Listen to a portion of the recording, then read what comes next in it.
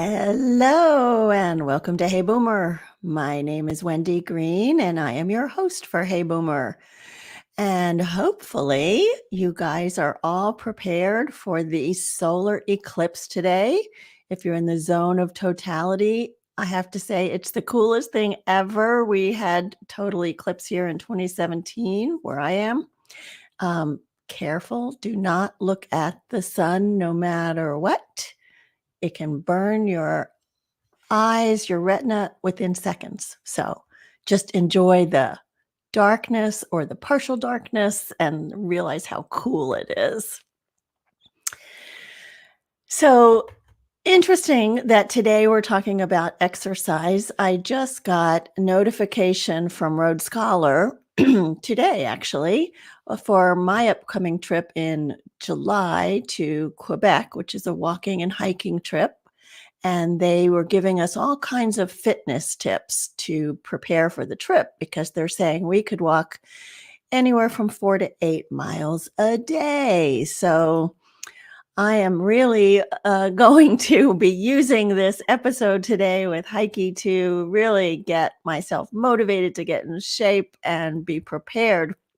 But if you're like me, sometimes you get all motivated, you get going, and then life gets in the way, right? Things happen, you get busy, all kinds of other responsibilities or priorities seem to pop up, and suddenly you've lost your momentum. So if this is true for you, this is definitely the episode for you.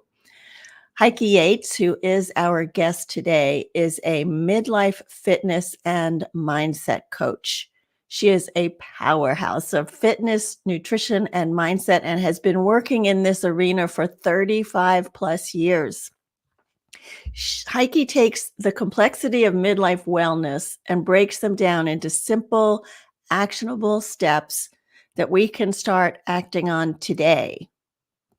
But don't mistake her for someone helping just to get by in midlife. Heike's goal is to help us thrive. And that's what we want to do. We are looking to age well in our boomer years and beyond, and thriving is definitely a part of that. But before I dive in, I want to invite you to join Hey Boomers Boomer Banter or Boomer Believers.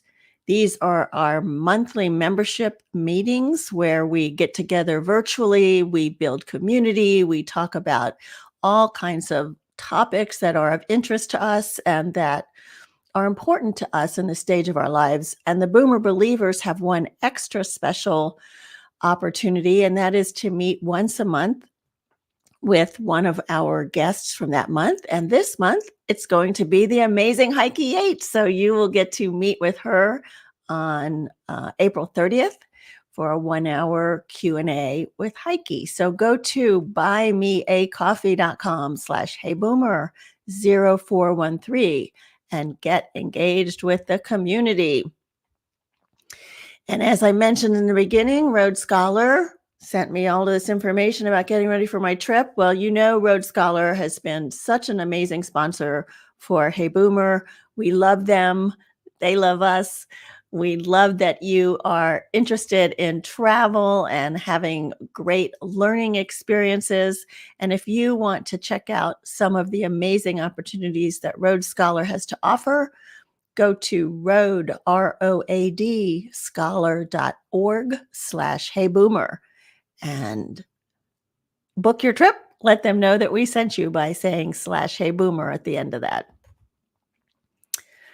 And remember, I love your comments. Talk to us. Leave your comments in the chat. Say hello, ask questions, and let me bring Heike on. Hello, Heike. Hey, Wendy, so glad to be here, especially on Eclipse Day. I already went out to try to get some glasses. Of course, everything's sold out. Yes. So I guess we're not looking. But as you said in the intro, actually in 2017, we were down in Virginia Beach and we were trying to see the eclipse with the real glasses. So people be aware that sometimes they sell you glasses. They are not for looking at the solar eclipse, as I just found out today, but they're for just looking protecting you from the sun, so I will take those back. Yeah. But I already did a little bit of walk today. Oh, good for you. I have not done my walk yet, but I did do some yoga today. So, and I forgot to mention, Heike, that we met at Podcast Movement out in Denver. Yep. Yes, Yep. we were so lucky to have a group of those of us in the over 50 group kind of find each other, and Heike is one of the best ones. So, Oh, it was really great to collaborate and hear what other people and their podcasts are talking about, or the different parts of the United States they're from, and what the situation is like for us over 50. exactly, exactly. So, as I said in the beginning, I have to find my why so that I can go walk and get ready for my trip. So, that's my why for now. But what happens when my trip is over? How do I continue to find my why and keep that going so that I can thrive? Well, why don't you just turn it around and said, why not? Finding your why. It's why not? Why should I not walk? Why should I not do something that makes me feel stronger and healthier? Why not do something that's simple and easy to do in my life? And walking is just really great for that. Whether you walk outside, and I know right now everything's blooming and we have the pollen. I'm living in the Washington, D.C. area, not too far from you, but we have a lot of pollen out. So it could be very difficult for those of you guys who have allergies, but you can walk around your kitchen counter. You can walk in place. You can put on your favorite tunes and walk. So your why is determined by basically why not? Why should I not be the one who benefits from all those amazing health benefits that exercise brings for us? I know, but in our minds, we know that, right? We say, oh, exercise keeps us healthy and movement is so important, but why not? Oh, I have that book to read. Oh, I have to go to the grocery store. Oh, I haven't made those phone calls I've been like there we can easily, I can anyway, make a million excuses as to why not. Yep. Then it comes down to priorities. What is your priority? Is your organizing your cupboard more of a priority than your health? But that can also contribute to your health. If you're organizing your cupboards and that's your priority, you are still moving. But on the other hand, that gives you more sanity and serenity in your life and de-stresses you if your cupboards are organized. Or, and you mentioned the going for a walk. Well, take your friend on the walk with you, on the earbuds, off you go. Mhm. We can always find a reason why we don't have time or don't have the money or don't have the whatever if we're not making our health a priority. And the priority sometimes comes in the form of the doctor saying, yo, no, this is not a good place for you to be. You need to move. Yeah. So how did you get started 35 years ago? What was your motivation? I gained 50 pounds when I was pregnant with Oh. my firstborn son. Mhm. And, back in the days when I grew up in Germany, I didn't formally exercise or anything like this. So I really didn't know what to do once I gained all this weight. And my OBGYN back then said, oh, pamper yourself, lie on the couch, rest, eat bonbons, let your husband do all the work. Right. And you sounded really good, and that's how I gained 50 pounds, because I followed his advice. And afterwards, I said to him, "Are you nuts? You can't tell this to women. This is not a good thing." And he was just very convinced that this is a good way to go for women. Hmm.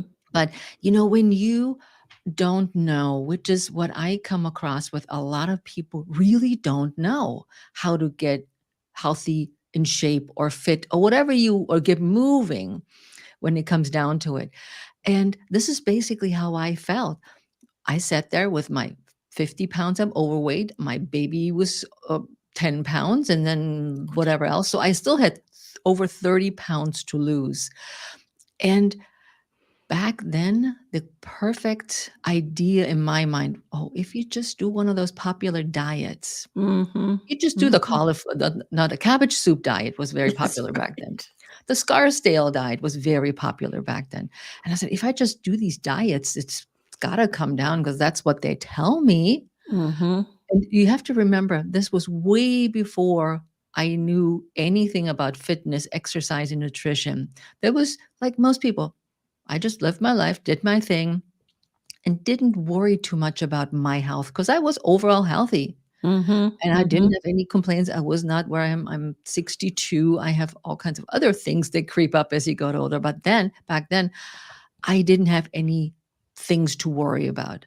And mhm, so when I decided that I didn't know what to do, so a girlfriend of mine asked me if I wanted to come with her to a class at the YMCA.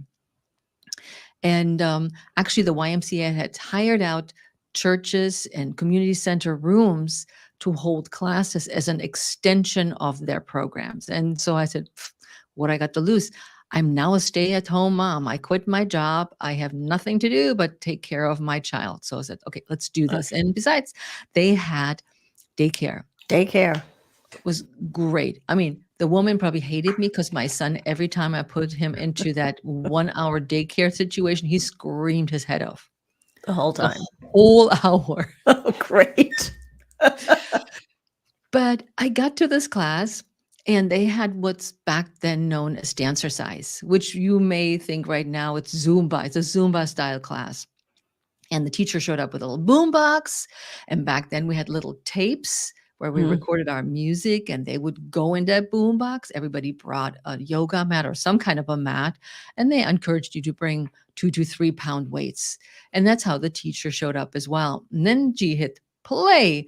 And we would do grapevines and cha-cha-chas and all you dancers out there. It was a whole lot of fun because every 6 weeks the program changed.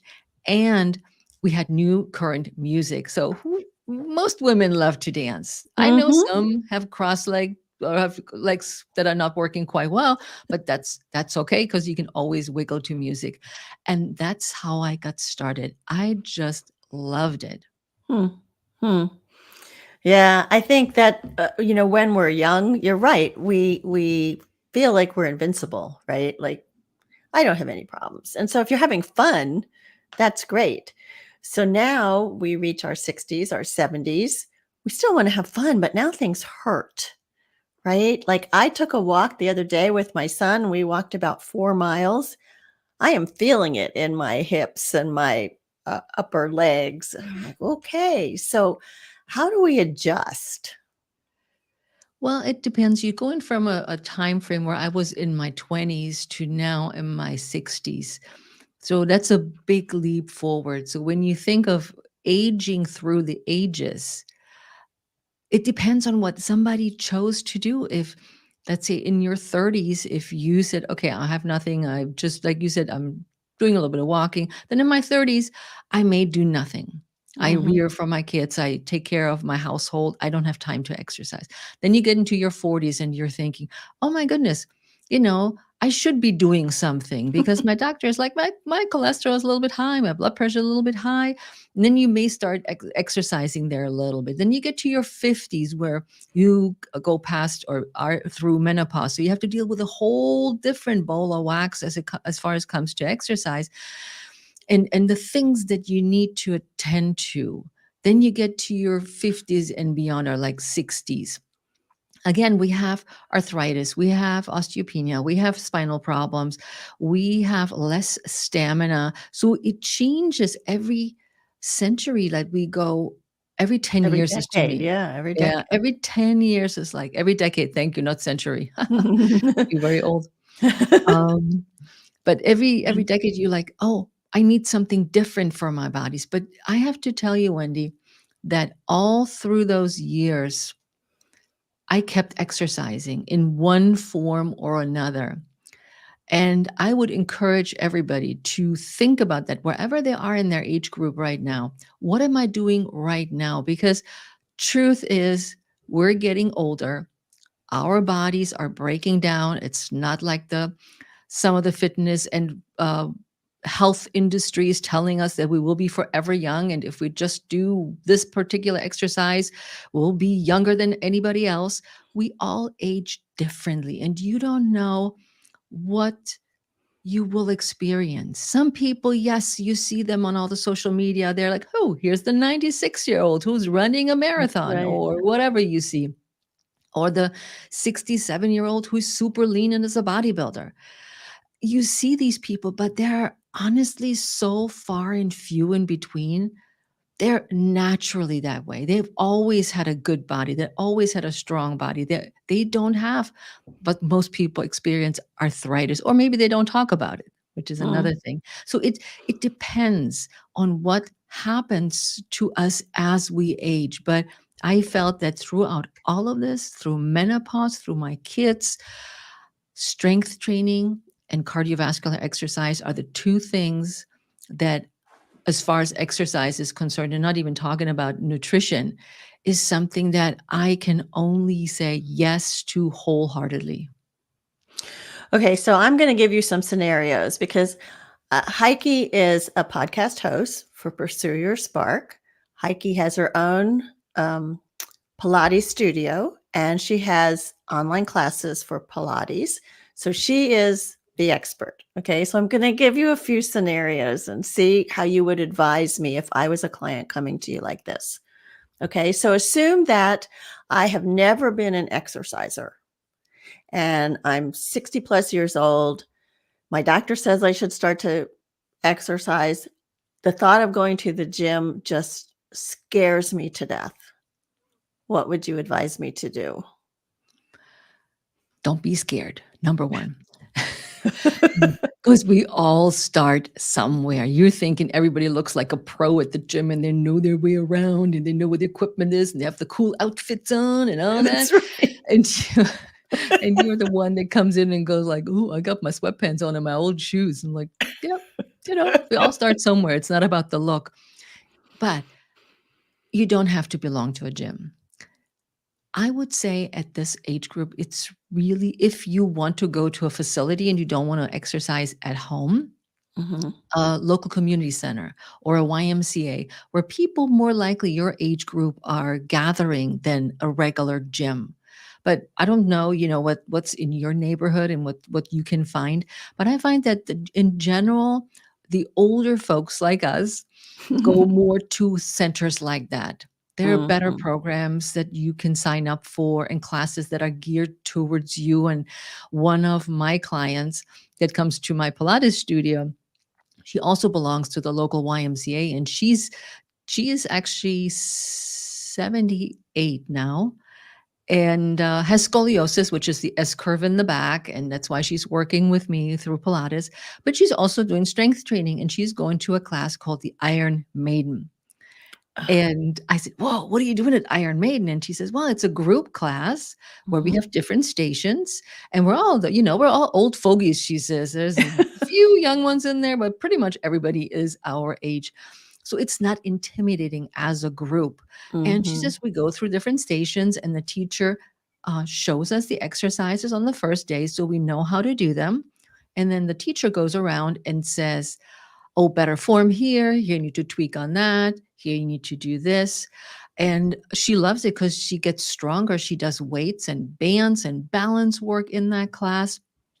And that's her peers. She makes friends there. So if this is an aspect that you want in your exercise, that you don't want to exercise at home, I would recommend a situation like that. If you choose to be at home, I would say walking, absolutely yes, yes, yes. And Pilates, of course. Pilates can be done on the mat work, where you strengthen your core, you align your spine, you get stronger all throughout, and also flexible. And Pilates doesn't require you to buy anything. You could just take a couple of towels, put it over a carpet, and take one of my videos and Mhm. get started with Pilates. Simple but effective ways. So so clarify, like, I know yoga, but I don't know Pilates. What is the difference? What would I do in Pilates that would be different? Most people relate yoga to stretching and meditation, and stillness. Pilates can be quite vigorous. So you roll on the floor, and most people have heard at least of an exercise called the 100, where you lift your head and you pump your arms like crazy, and then you breathe. Pilates focuses on the universal alignment of your spine, even strength throughout the body through different exercises. We also do the plank where you're on the floor on all toes and Mhm. hands. Mhm. And you can modify Pilates to every body ailment and to everybody's strength. And it is focused on the core, which is the core Core. is everything but your arms and your legs. The head, to me, also is part of the core because Oh, it's part of your spine. So it extends out through the spine. And everything that's in my mind is part of the spine belongs to the core in my mind. so the core front. So for Pilates, it's the spine and the abs is what you're considering the core. The core is everything but. So that means your chest muscles, your pecs, your lats in the back of the body, Huh. your rectus abdominals in the middle, the obliques on the side of the body that help you balance and twist, then your transverse abdominals, which is the lower part of your abdominals, which is where below the belly button, then your lower back muscles, then your back extensor muscles along the spine that help you grow the spine strong and solid. Think of also osteoporosis when you have spine. We're oftentimes dealing with that, and Pilates has shown to increase bone density throughout the spine. So Wow. think about the whole package. And Joseph Pilates called our body the box. Okay. Everything in the box is considered the core. It's not just the abs. I never knew that. That's good to know. Thank Pretty cool. you. Yeah, very cool. Okay, so another scenario. So I have arthritis in my hips and in my neck, and so it hurts. And in fact, yesterday when I took that long walk with my son, I could feel it in my low back, and I'm kind of, holding my hands there, but I'm also thinking, walk through it, Wendy. It'll get stronger. Just keep going. It'll get stronger. Is that right? Should I do that? Nope. Nope. Nope. Nope. Nope. Okay. Nope. Nope. Nope. Nope. What should I do? No, the first thing is get diagnosed by a doctor. What did your doctor say about the bone density in your hips? That determines a lot. If you have low bone density in the hip, and that's actually a really cool story about this. I used to teach step aerobics. And back then, I was the young teacher, and my clients were all at least in their 40s, 50s that would come to my step class. And they were talking about the bone density. And they said, even when we do step aerobics, I was just diagnosed with low bone density in my hip. The other one's like, oh, I'm walking. I have low bone density in my hip too. So it's a twofold thing you can focus on. Like you said, my hips are hurting, but why are they hurting? Are they hurting because you need more mobility in the hip? Are they hurting because there's a lot of arthritis in the hip? Are they hurting because you have so much arthritis that they're literally stuck and stretching wouldn't be a good idea? Hmm. So there's a lot of things to consider, and walking through pain is never good. Hmm. Another thing you mentioned, Wendy, is that you put your hand on your lower back. Mm-hmm. Your Right. lower But back like has by nothing. my tailbone. Really, it's by my tailbone. Mhm. That would be definitely a case, to go to the doctor, get at least an X-ray, if not an MRI, because you also pointed out your neck. Mm-hmm. And these are the neck and the lumbar are two of the spots where we are most prone to develop um, osteoarthritis, osteoporosis through the whole spine, but osteoarthritis to start with, which then may result in slipped discs. So it's a twofold. In a Pilates setting, if I had somebody like you, I would say, do not lift your head. We're leaving that head down. All we're going to work on is your abdominal connection. Hmm. All we're going to move is your hips to a degree where they don't hurt, and check on mobility of the hip and do maybe some strengthening. But the first thing I would always say, go see your doctor, get an X-ray, get an expert opinion, because as a coach, we're not qualified to diagnose. It's like I always say, go to the doctor, come back with a diagnosis, then I know what I need to do. Because the same with the neck, is it something that you do habitually during the day and that could help you relieve that pain in the neck? Where is the pain in the neck? Is it closer to the occipital bone? Is it closer to the bottom of the spine? What is going on? Do we know what causes the pain? What is the misalignment that we need to address when it comes to that part of the spine? So that's a very tricky question, but may as it be, Pilates improves bone density in the spine, which is overall a good thing. But based on your scenario, it's like, okay, let's backtrack. Maybe you need to stretch your hips after you're walking. Definitely, I would say, definitely work on your lower abdominal connection, and go with that. But get an X-ray, get an MRI, get an educated explanation why that is. Because these things, from my experience of teaching, I've been teaching Pilates for over 20 years, and I've been a coach, fitness coach, for almost 40 years. These things just don't happen because there is some muscle imbalance. There's some way of how we favor the body, what's going on in the rest of the spine. There's a lot. And that's why I love this kind of work, because it makes it interesting. It's You like a go, puzzle. oh, look at Wendy. She's got this. Oh, yeah. Let's see what we can do with her. So if I can't meet you in person, and the videos that you have, would they specifically say, okay, this was going to work with your ab connection so that you can build up that strength in your lower back or your lower spine? Or I prefer not to send people to a video with a condition like yours where we're not sure what it is. Mm, And instead of saying, oh, let's try this and how about that? And that may work. No, no, no. mm, Let's not do that. mhm, Go get a diagnosis.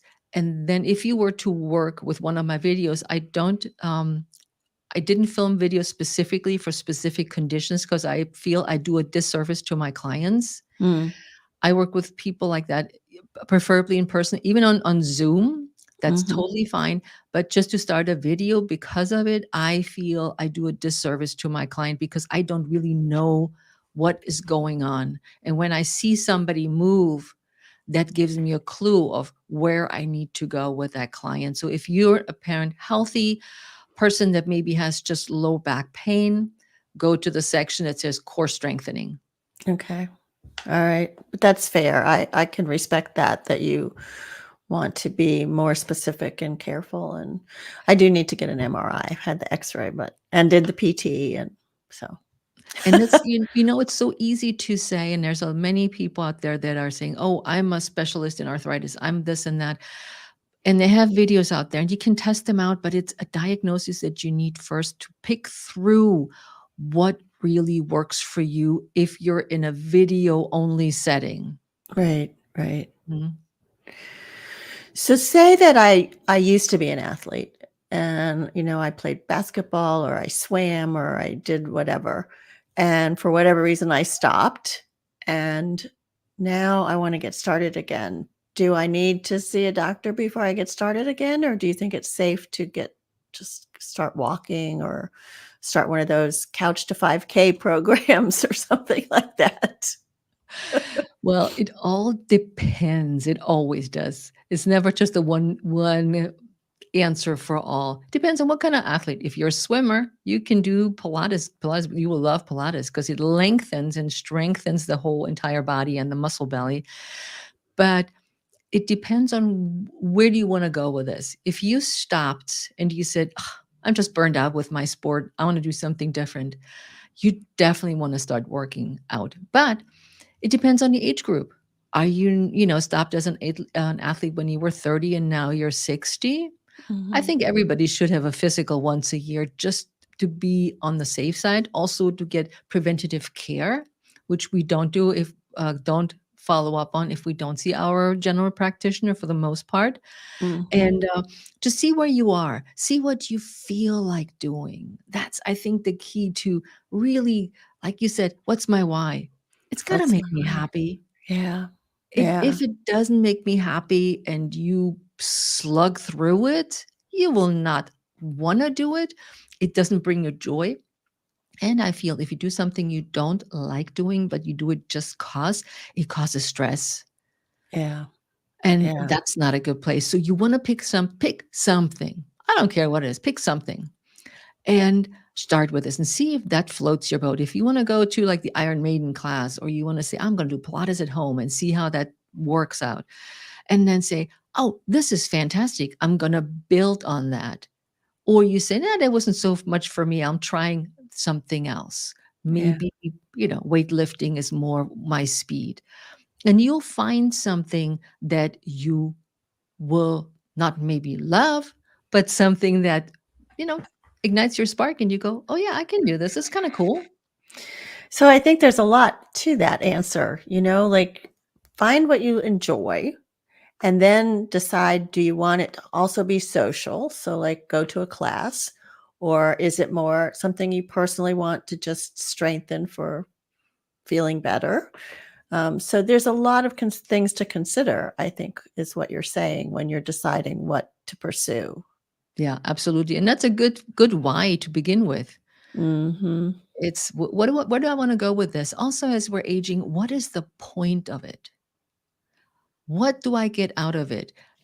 Could I train? No, I can't anymore because I have really bad arthritis in one of my knees and a partial tear as well. So I had to stop running about a year and a half ago. And when an injury has an injury setback, like in my case, you have to think about, what else do I want to do? What can I do instead?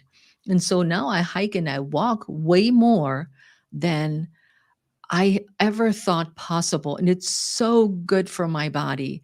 That's why I started recommending walking for so many people, because you can do it any which way you want, and any time you want, any time of the day you want. Um, and I love it.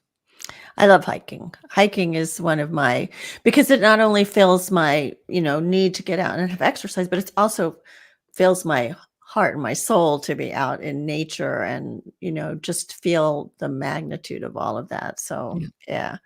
Um, so you've been doing this, you said, I think almost 40 years. Yep.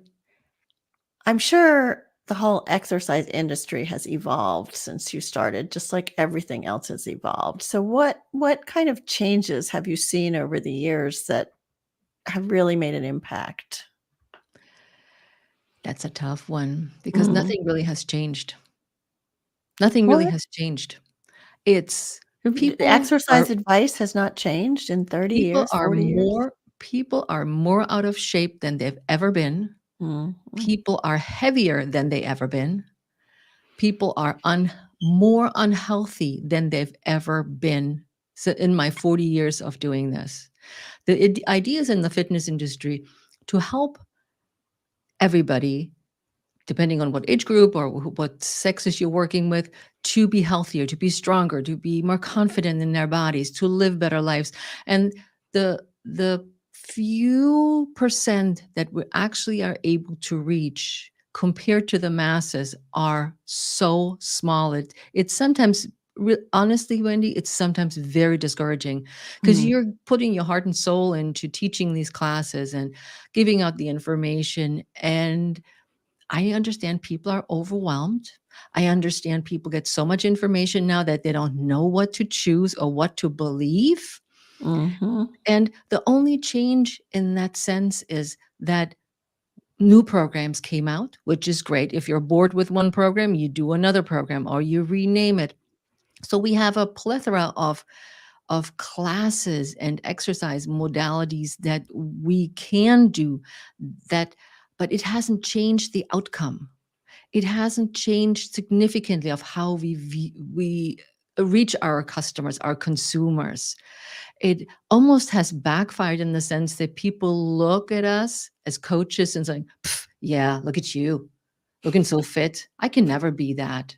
Mm. And it's discouraging to a lot, and that's a frustrating part for me. Like I said, I pour my heart and soul into what I do, the education, I show you how, I give you the baby steps, but the impact is lagging, and the misinformation is just, you wanna pull your hair out of what I come across with, that you see is convincing people to buy in those programs that are absolute baloney. So the Mhm. changes, it's not, I'm looking at it from that lens. Are there many more programs out that people can choose from? Absolutely. Are there many more trainers out there? Absolutely. Are we going away from the all or nothing idea to the more mindset based work, to the more reduced stress, especially after COVID? Yes. But if we can't make that impact that we are set out to do as coaches, we're failing. Well, I hear your frustration that you're not reaching as many people because there are so many people that would benefit from the work that you do, but I'm sure you told me you have people from 8 to 98 that you're 98. working with. I And so the few people I can get my hands on, I'm changing lives when it comes to that. I'm helping those, and I always feel like that when you help one person, they may touch somebody else's life and say, "Oh, look what I did, and look how strong I got, and look how much better I can stand now. Oh, look, I can do a squat now. I can sit on my chair." So you have these little tentacles that keep coming out that really ignite the sparks like everywhere, and you're hoping that it spreads more and more, overriding those negative and false informations that we hear all the time, and that people say, "Oh, from this experience, look, look, look, this is what happened."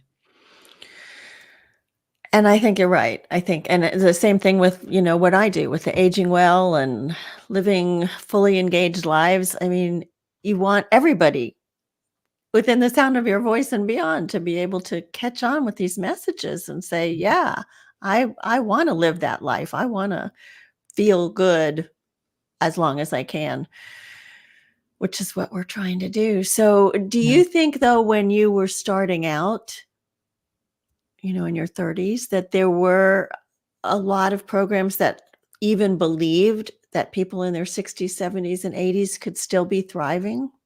Oh, yeah. Oh, You yeah. do? They all been there, but they were not emphasized or not put in the forefront because us boomers were not that many at that point. Mm. Now we have a ton of people our ages who want to stay fit. And I, do you remember Taibo?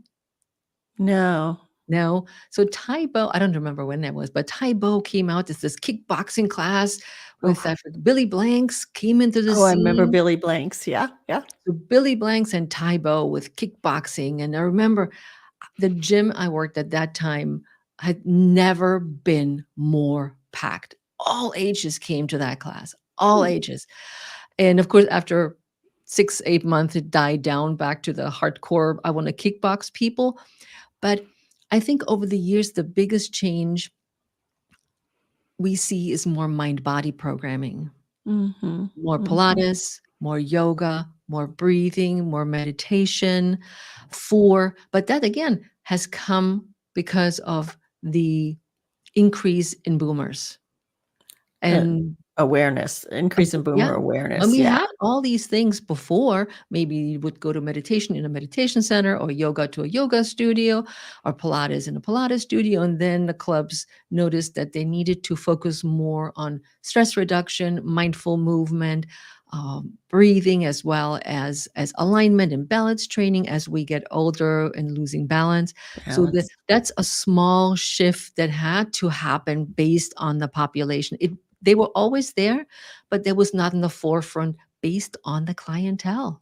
Yeah, makes sense. That makes sense, right? 'Cause, Mhm. yeah. Um, so, as before you leave us, I want you to give us 2 or 3 takeaways, actionable steps that we can use to get started today so that we can thrive into this next decade. Step number 1 is don't worry about what everybody else thinks. Mm, Thinking about that you start a new program, that you start a new strategy, don't care what they think. Do what you think is best for you and follow through. Pick one thing that you start with. Stop overwhelmed, start feeling crazy about the not picking the right thing. Pick one thing, start with it, do it small. Just the one thing. Don't say, "Oh, no, I have to do a big overhaul on my health and fitness and I'm going to do X, Y, and Z." Pick one thing. So So don't care one about thing what. could be like walking, like strength training, like stand up, sit down, like anything. Yep, could be that. Or eat, one fruit a day, or eat one vegetable a day, or take 10 deep breaths every time you walk out the door, or it could whatever it is that you come to with, that you can think of. Or do one, I touch my toes 10 times a day, or once a Okay. day, whatever it is, just one thing, but don't change it every day. Keep going with that one thing, which brings me to number 3 is being consistent in those other 2 steps. Do not care what everybody else thinks about you and what you're doing and what you look like. And number 2, pick one thing that you, number 3, consistently do every day. You may fail sometimes, you may forget sometimes, or you kind of get busy sometimes. But if you make this commitment to yourself, and you may write it on a piece of paper to remind yourself that you made those 3 commitments to yourself, you will remember, go, oh, yeah, today I forgot to touch my toes.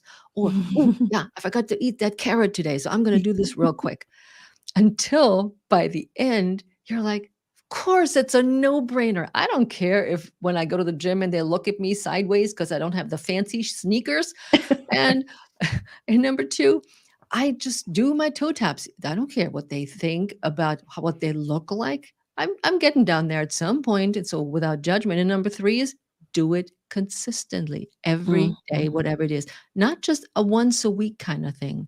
Start out with literally once a day. So make Okay. it so small, like I Okay. call them baby steps, Yeah. that they're not inhibiting your lifestyle. You can fit them in. You don't need extra time. You don't need extra equipment to get started being healthier, stronger, and what I think happier. I love that. Thank you. So take baby steps, one thing a day, and don't care what others think. That's Oh, even good. yourself. Or even yourself, right? Well, think about how you're taking care of yourself. You love yourself. You owe it to yourself to take care of yourself. Yeah. Yep. Yeah. Thank you, Heike. So Heike's amazing, as I said, and you can look at her website and find her podcast, her videos, everything you want to know about Heike. She also is available to speak to your organization. Her website is her first name is spelled Heike Yates.com. This will all be in the show notes. And you can also, there's a contact her button or contact me button there. So you can reach out to her if you have any specific questions. Remind you that she is also going to be our guest of honor for the Boomer Believers. Yay! So I'm sure we'll have plenty of questions for you there. So go to buymeacoffee.com/heyboomer0413 and register to be a Boomer Believer, which also gets you access to the Boomer Banter, which is amazing. And don't forget to book your next trip with roadscholar.org/heyboomer. So building on what Heike talked about today, we're talking about health and wellness and nutrition and mindset and all that this week. So next week, we really have an inspiring story. We're going to talk about nutrition and mindset with a woman named Kim Rahir. And Kim went from a diagnosis of multiple sclerosis to becoming the European champion in masters weightlifting in her age and weight category. So I think she will have a thing or two to tell us about mindset. um, each episode of Hey Boomer is an invitation to listen, learn, and apply the wisdom gained from each episode to your own life. And I would like you all in the chat before you leave or in the comments to the podcast, let me know, is that one thing that you're going to commit to starting now? Because the path ahead is not always easy, but it's traveled best with support and shared insights. Thank you, Heike. This was really a very wonderful show. Thank you, Wendy. Thanks for everybody being here, listening in, and reach out and ask questions and take action. And take action. Yes. Hey Boomer is produced by me, Wendy Green, and the music you heard at the beginning was written and performed by Griffin Honrado, who is a student at the University of North Carolina School of the Arts, and my grandson. So I I love love that. it. I love it. Thanks, Heike. Great to see you.